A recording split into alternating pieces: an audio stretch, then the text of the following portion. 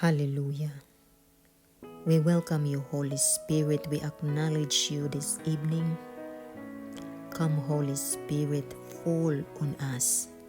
Burn like a fire in our heart, leaving a flame of love in our heart. We're on our knees. We bow to you, Holy God. Touch our heart as we come to you, Holy Spirit. We cry to you, come and touch us, for you alone are the God who made the heavens and the earth, the fullness of it, and who dwelt on it, worthy to be praised, O God. Holy Spirit, we welcome you. We acknowledge you in all the things that we do. Father God, let your will be done and your kingdom come.